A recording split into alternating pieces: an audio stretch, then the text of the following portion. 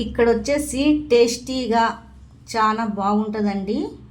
ఈ స్వీట్ అయితే ప్రిపేర్ అయితే చేశాను. చూడండి ఎంత బాగుంటుందో. ఇది చిన్న చిన్న ఇలా ముక్కలు అయితే కోసుకోవాలా. చాలా బాగుంటుందండి ఈ స్వీట్ అనేది. మెత్తగా చాలా టేస్టీగా బాగుంటుంది. ఇది ఎలా చేశానో దీని ప్రాసెస్ అయితే ఫుల్ వీడియోలు అయితే పెడతానండి, చూసేయండి. ఉంటుంది చూడండి. మెజర్మెంట్కి అయితే ఒక కప్పు అయితే చక్కెర అయితే తీసుకున్నానండి. ఇదేమో మిక్సీలో అయితే పట్టేస్తాను. ఇది వచ్చేసి బేసన్ పిండి. ఒక కప్ అయితే చక్కెర తీసుకున్నాను, ఒక కప్పు ఏమో బేసన్ పిండి అయితే తీసుకుంటున్నానండి. ఇది జల్లెడ పట్టుకోవాలా.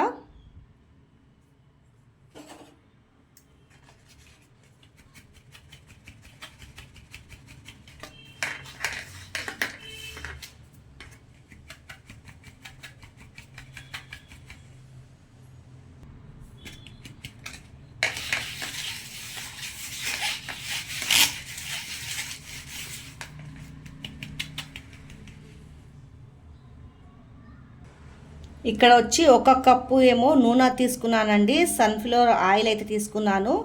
నేనైతే నెయ్యి అయితే వాడతలేనండి, ఈ నూనెతోటి అయితే చేసుకుంటున్నాను. టేస్టీగా హెల్తీగా బాగుంటుందండి. చూడండి దీంట్లో అయితే నూనె వేసుకోవాలా. నూనె వేసుకున్నాక దీన్ని బాగా తిప్పాలండి. ఉండలు లేకుండా చేసుకోవాలా.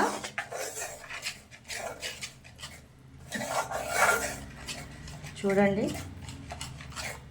ఇలా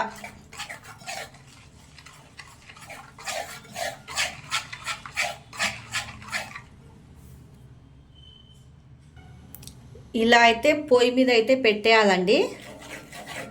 సిమ్ము మంట మీద దీన్ని బాగా ఏంపాలా.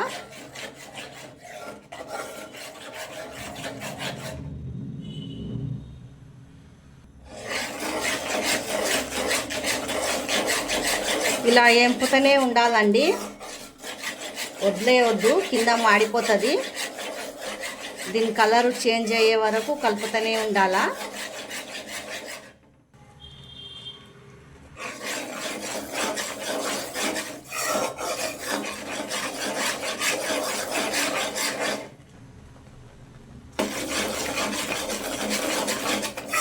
చూడండి ఇలా ఏంపుతూనే ఉండాలా.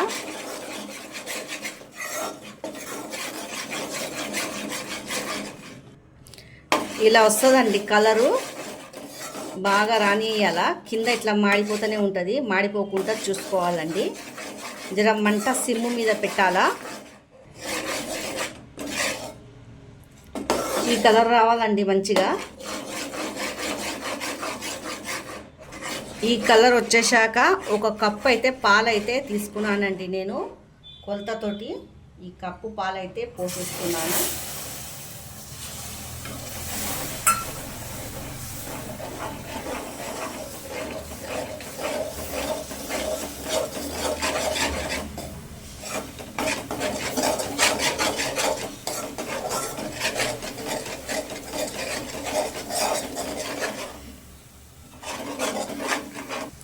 ఇది నూరు పెట్టుకున్న చక్కెర అయితే వేసేస్తున్నానండి.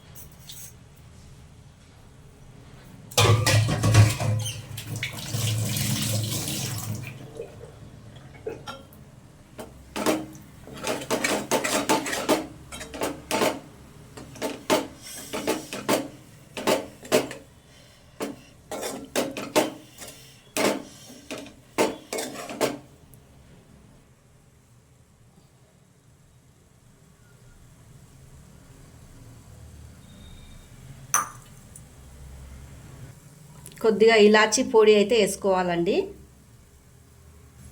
చిటికెడు ఉప్పు.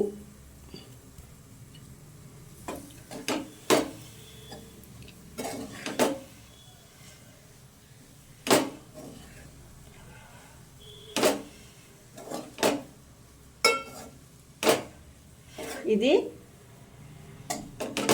చల్లగా అయిపోతానికి ఇవ్వాలండి, ఒక బౌల్లో వేసుకోవాలా. నేనైతే దీంట్లో వేసుకుంటున్నాను, నా దగ్గర బటర్ పేపర్లు అయితే లేదండి. దీనికి ఆయిల్ పెట్టేసి అయితే దీంట్లో అయితే వేసుకుంటున్నాను.